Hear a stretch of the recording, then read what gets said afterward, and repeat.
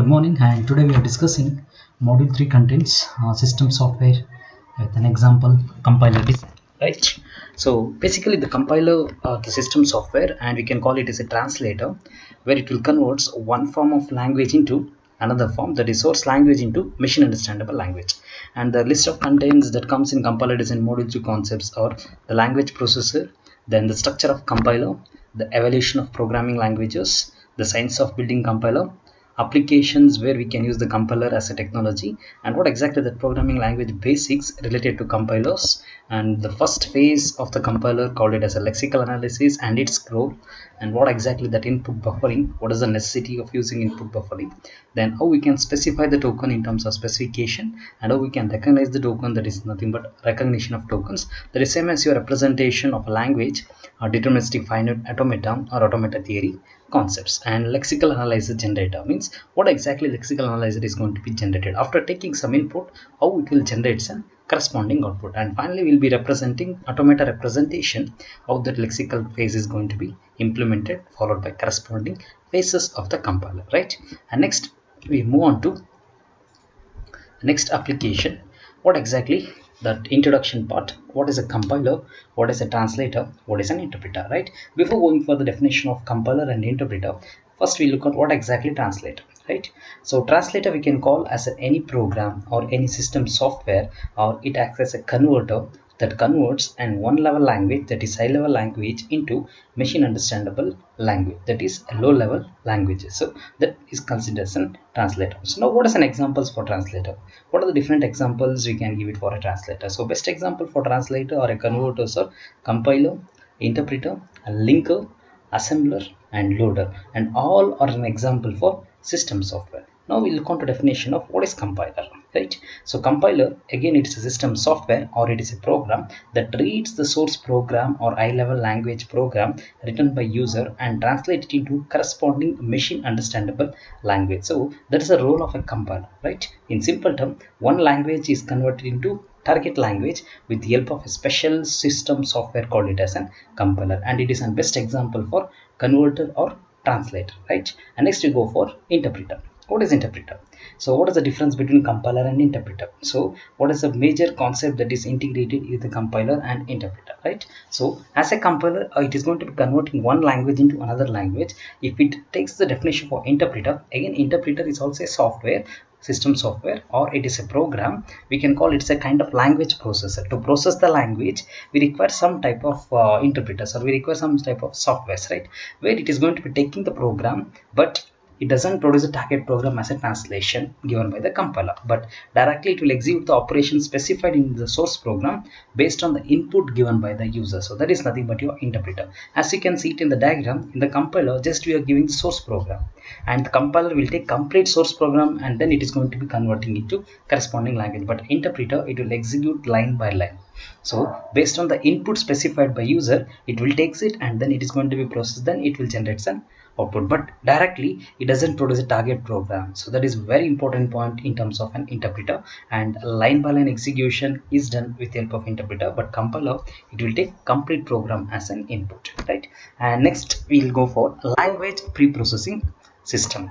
So what is language pre-processing system? What is that language pre-processing means if I take any language, basically the language is used for communication purpose, right? How the humans are going to be interacting based on the language they know. If the person knows English, they can interact with an English. If the person knows Tamil language, they can interact with Tamil. The person knows Kannada, they can interact with the Kannada. Similarly, the language is going to be interaction purpose, and same thing, some languages are dedicated to particular tasks to be implemented in your computer. So in order to interact with a particular software in a computer, we need to write specific language. That language we'll call it as a pre-processing system, right? So by seeing the diagram we can easily identify. So somewhere you are writing the source program, you can take an example either C, C++ or Java, and after source program, that source program will contain the preprocessor directive, header files, and once the preprocess is done, the modified source program is given to a compiler.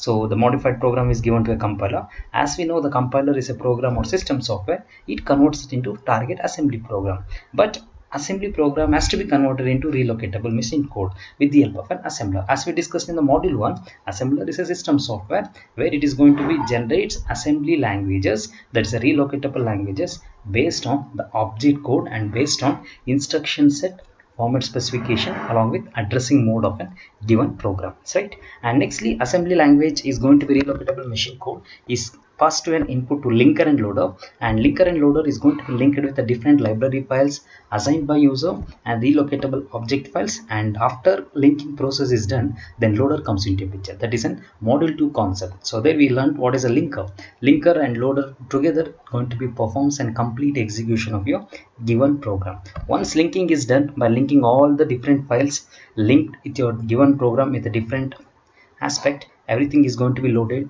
then the final execution is going to be converted. So that is your target machine code. So this diagram represents how the language preprocessing system is going to be works.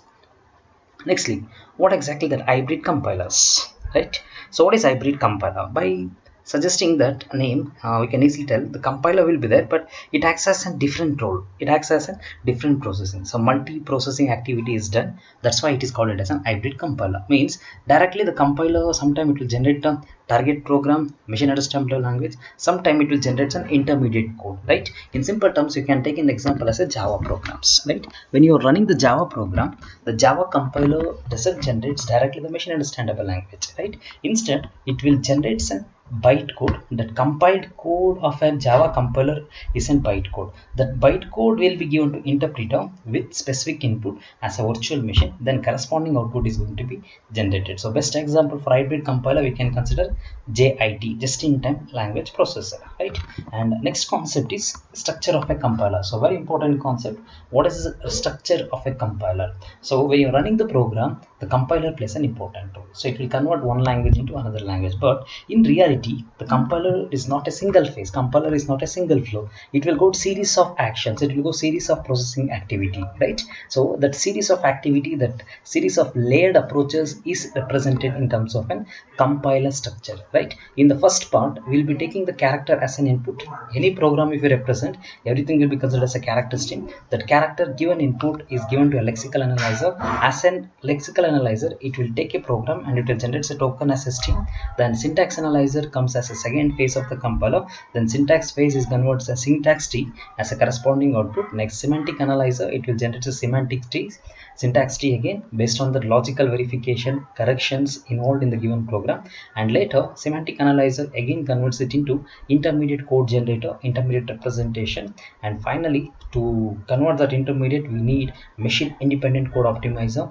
After machine independent, it will generate a code generator. Then finally, machine dependent code optimizer. Then finally, it converts it into target machine code, right? By seeing this diagram, so three important concepts are there. So firstly, the phases of compiler is divided into 7 phases, and some authors will be given in terms of 6 phases, some is given in terms of 7 phases, right?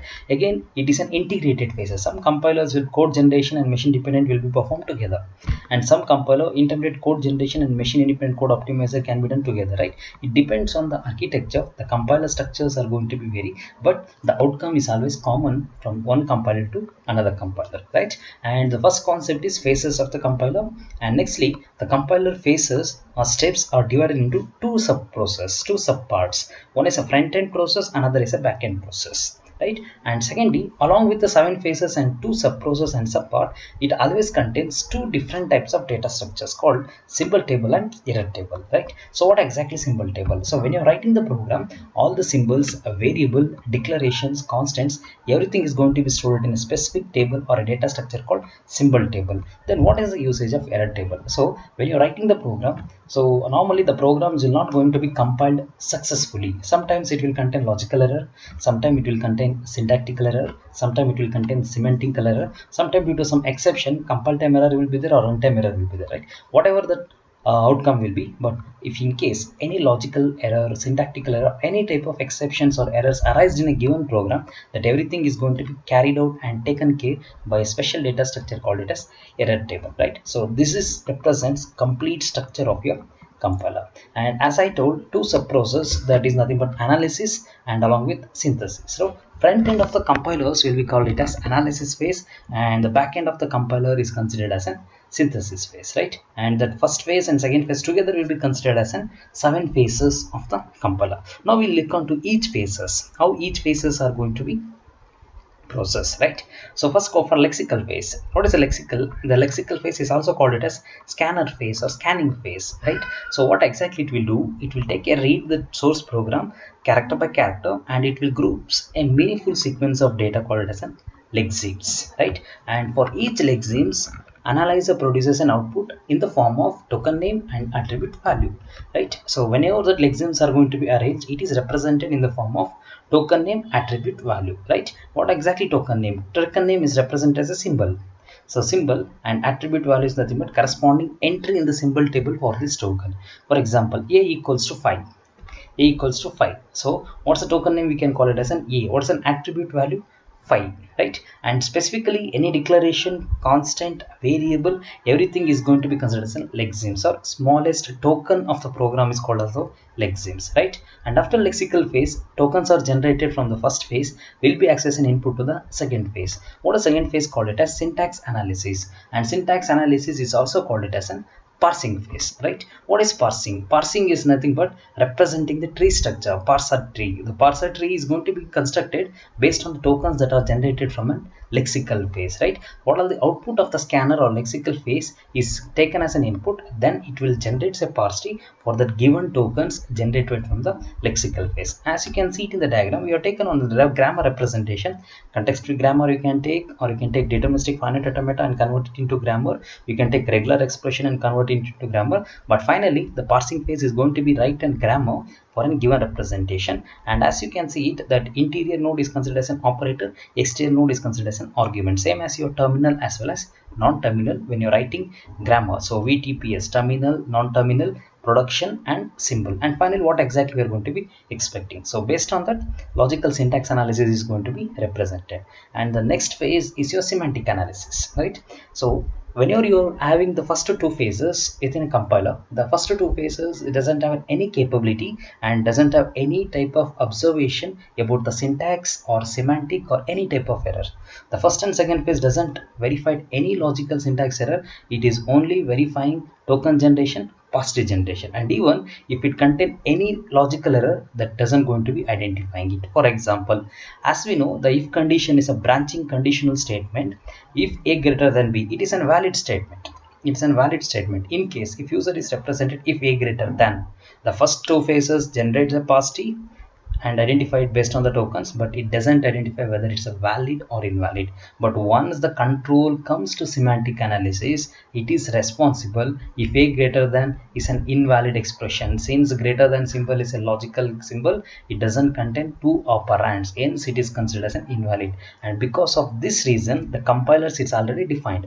Compilers is already defined and designed in such a way that the syntax for an if conditional branching statement should always contain two operands minimum, and maximum it will contain depends on the connector, depends on the concatenated symbols, right? So semantics analysis is responsible for type checking, error checking, corrections, modifications, conversions, like that. The best example you can take, if a greater than, that's it. So if that is a syntax represented by user, then semantic phase is going to be representing syntax error or logical error or any type of error, right? And what is the fourth phase? Fourth phase is called as an intermediate code generation. So what is intermediate code generation? As I told, sometimes compiler will directly generate some machine understandable, sometimes compiler will generate intermediate code. So that intermediate code, will call it as an intermediate code generation. And what is the purpose and usage? So by converting intermediate code generation, it is easy to process the data.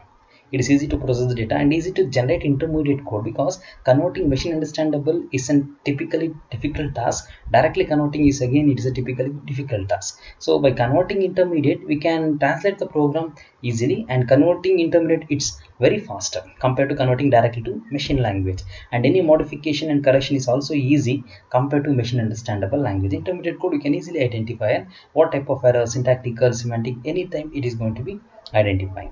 And next phase is your code optimization. So that is a machine independent, right? So to improve intermediate code better to generate a target code. So, and that should be run faster, and it should take less power, and it should take less memory. So everything is going to be identified and depends on code optimization. So very important, code optimization, it will going to be optimized, it is going to be minimized, it will reduce the complexity, it will reduce the ambiguous and ambiguity in the given syntax and semantic, right? That is a usage of code optimization. And nextly we go for code generator. So what is code generator? So input from intermediate codes that has to be mapped to the target language. So as we discussed in the problem in the module first, if I take SIG program or SIG program, so we'll be having the label, mnemonic, operand and opcode, and again we'll be identifying the address, then we are finding an effective address, target address based on the formats of SIG and SIG, then we are representing an object code, right? That object code is important for your compiler and assembler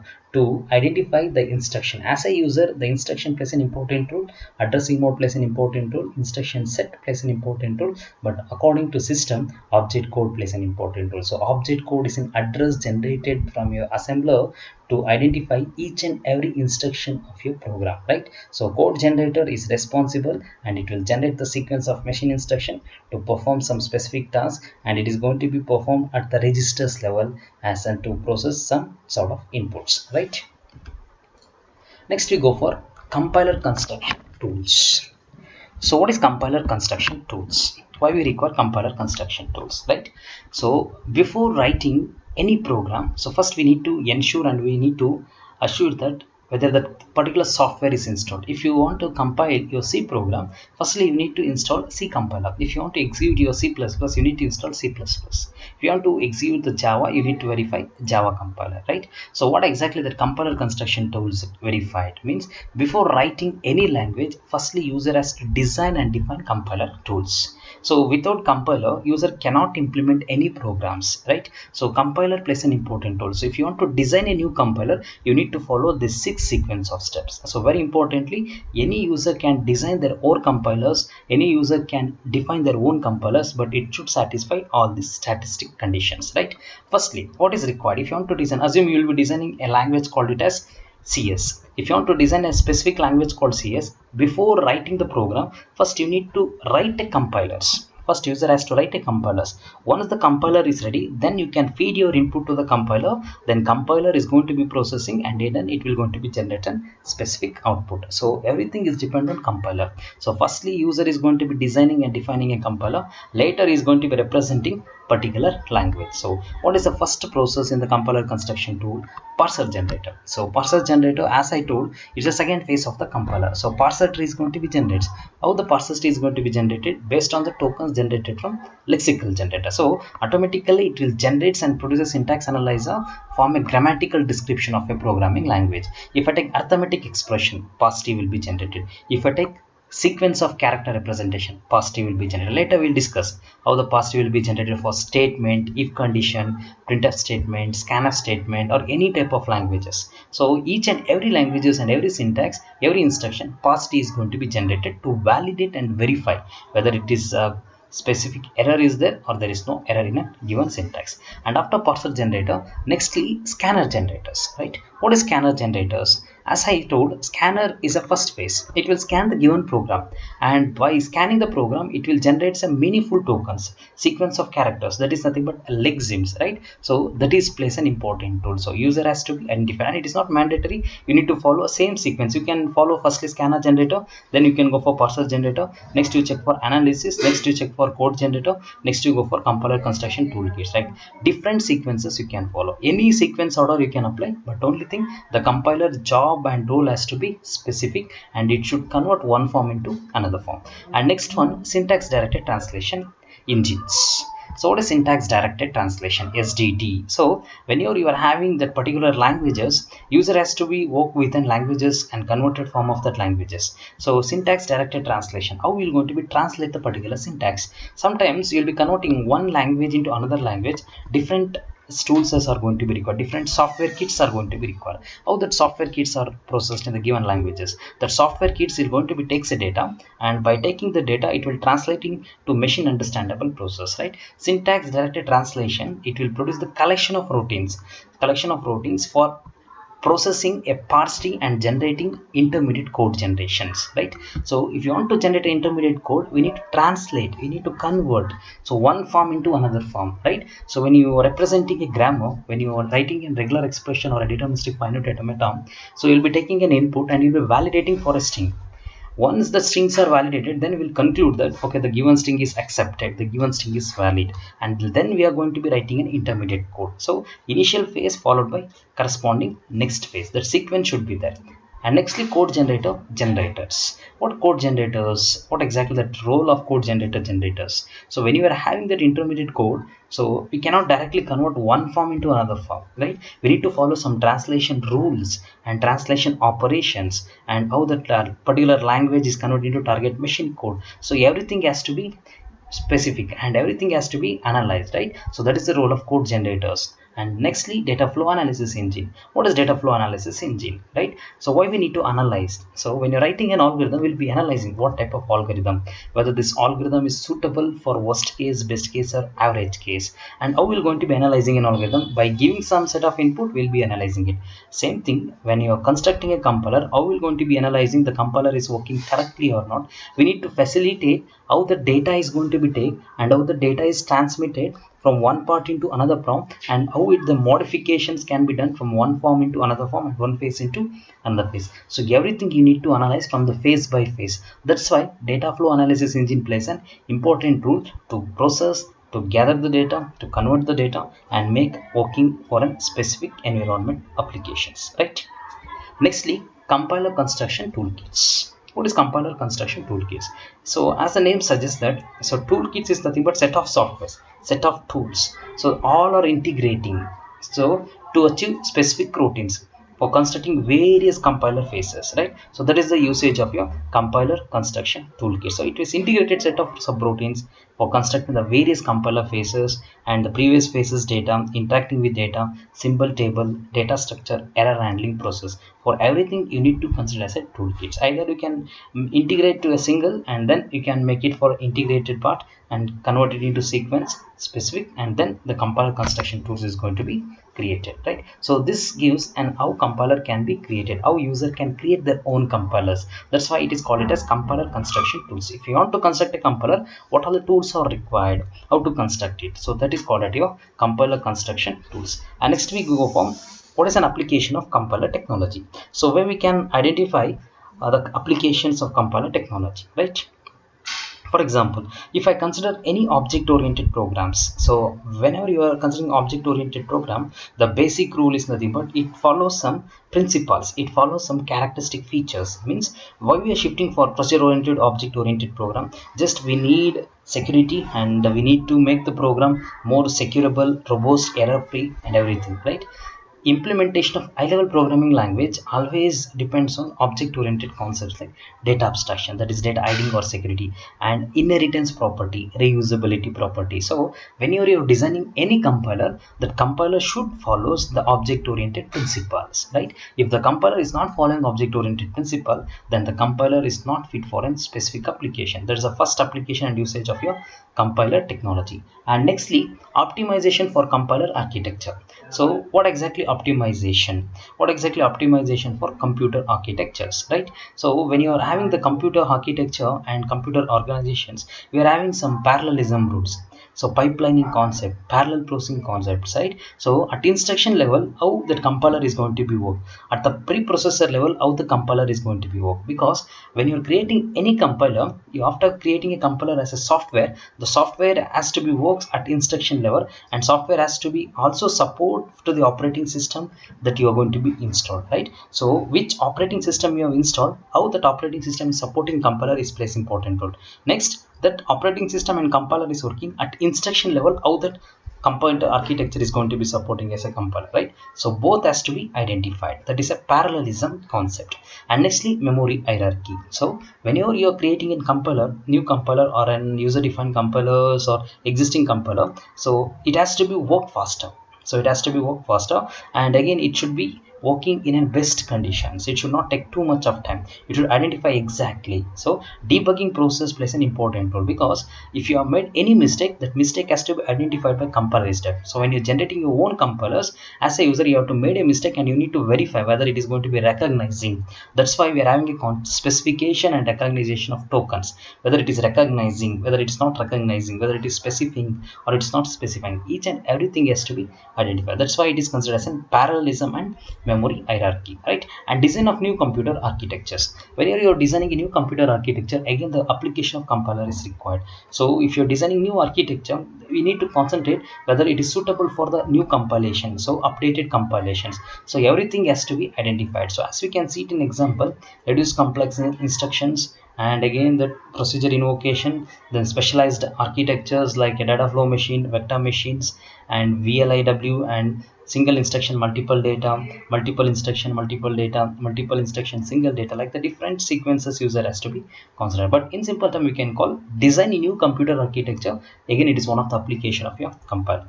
And next application is program translation, right? So different translators are there. Some translator will translate one form into intermediate, some translate intermediate into machine understandable, some translate directly in one language into machine understandable. So in that application, firstly binary translation. So binary translation, it increases software availability, because any software you consider, all the softwares are directly converts it into executable form, exe file form. So that is very important in binary translation, that increases software availability. And next, hardware synthesis. So if you have hardware design, VSDL, and again Verilog, so that is nothing but your chip level. So if you are designing your processor, Intel Core Duo, dual to core, Pentium 4, so when you are having that hardware synthesis, again that compiler plays an important role, because that compiler has to play a role based on the hardware synthesis of a particular designs, and again it will minimizes or reduces time and effort. So that is very important. So binary translation and hardware synthesis. Next, database query interpreter, right? As you know, whenever you are having the DBMS concept, so different queries we are going to be representing. So different SQL query, structured query languages we are writing, and PLSQL, programming language structured query are writing, and based on the constraints, so different DDL statement, DML statement, DCL statement, and queries we are representing, different clauses will be there, right? All the DBMS activity, all the interaction with the backend process, and everything has to be identified as a program translator, because SQL is going to be converting as a high-level language. You're creating a table, you're inserting a value. If you want to modify the table, you are writing high-level language, but the translation has to play an important role. If you're altering particular column, you need to specify alter table, table name, add new column, alter table, table name, rename existing column. Like that, you will be applying database queries. That is also one of the program translation and application of your compiler. Next, compiled simulation. Right? What is simulation? Simulation is nothing but imitating real object. So very important in the recent science and technology. So before doing anything, firstly we are applying in a simulation. So simulation gives abstract result, not complete result, abstract level of result. Means before going for real-time implementation, we are simulating that. So we'll be validating, so whether the model is running with all the conditions. If it is working all the conditions, then real-time model is going to be creating it. And simulation is applied in all the field, in the medical field, in the industry field, in the research field, everywhere simulation plays an important. So again, before designing your compiler, you will be applying compiler simulation. You'll be testing it as a model by giving some input, and you will be validating. If produces a valid data, then your simulation is successful. Then that compiler is ready for real-time implementation. So that is nothing but your compiled simulation. And reduce redundancy in code. So when you are having a compiler as an application, it has to be reduce the redundancy, duplication. So it should not contain repeated data in a code. It has to be identified. If you declared multiple declaration, so the multiple declaration is not allowed, because according to compiler, user cannot hold same value or different value in the same variable. So reduce the redundancy in code. It has to identify, and again it's one of the program translation concept, right? And the next application is nothing but software productivity tools. Very importantly, software productivity tools. So type checking to catch program inconsistency, any error, logical error, syntax error, program finality identifications, everything is identified. Then bonds checking. So when you're having out of bound error as an exception, then SQL query is not debugging, then again sophisticated analysis, again if you buffer overflow, if the memory is not available, if the garbage collector is not deleted the data, if constructor is not identified it, if again destructor is not finalized. So all bonds checking, array out of bound, string not initialized, everything is the software productivity tools, right? And memory management tools. So very important in operating system, how memory is going to be managed, how the virtual memory is created. So we are having the different algorithms, like when you're having the different algorithms, how the page replacement algorithm will works, how the memory management is going to be works, how that memories are going to be represented as a paging concept, and what is the role of memory in terms of operating system, and how that memories are going to be requested. You have the primary memory, secondary memory, memory address register, memory data registers, and memory has to be managed with the process, and all the memories required for executing your programs, and different memory management tools. When deadlock is occur, how the memory has to be given, how the memory is allocated to process, and how the banker's algorithm works to avoid a deadlock, and what exactly first come first serve algorithm works. Again you require a memory, what is the shortest job first algorithm, like that. For all the memory has to be managed specifically, efficiently, effectively. So memory is managed. Then again unwanted memory is called it as a garbage collection. In Java we are having garbage collection as a concept. Unwanted memories are going to be deleted, and that has to be given to specific programs or useful for particular task in a given program. So that is a very important task of your compiler. So compiler, the main application is it should memory management tools, it should manage the memory efficiently, and it should not waste up the memory, and there should not be any scarcity of memory.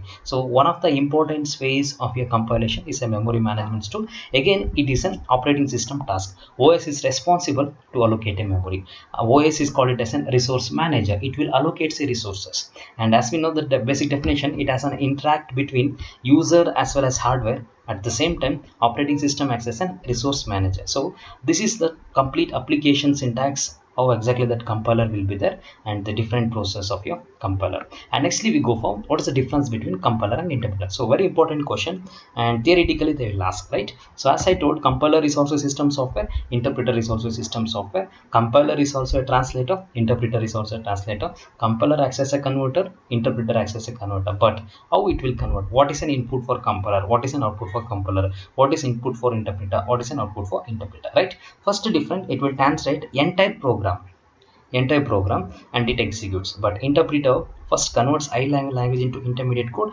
and then execute line by line, right? Very important difference. Nextly, it produces efficient object code and faster.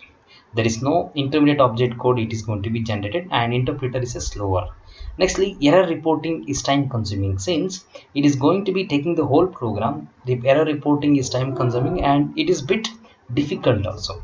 But errors are going to be displayed in every instruction. Again identifying an error is a faster, right? Then condition control statements are executed faster in compiler, but conditional control statements are executed as slower, since it is going to be executing instruction by instruction. And according to microprocessor, jump instructions will be there, load instructions will be there, store instructions will be there, like the different sequence of instructions, right? And memory management is more, and the sync object code is going to be generated, but memory requirement is less in terms of interpreter. Program need not be compiled every time, but every time any modification, every time that high level program is converted, it has to be verified. And difficult to use but easy to use for beginners.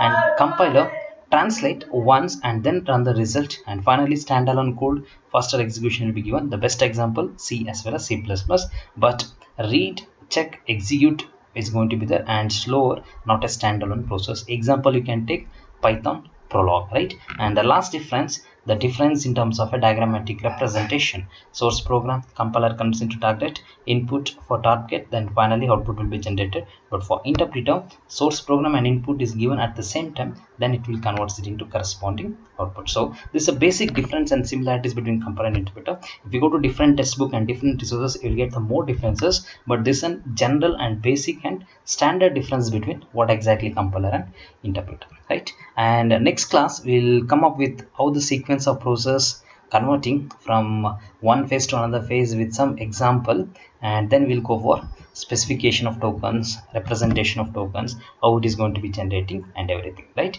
Okay, thank you for watching, and if you have any queries and doubts, revert back and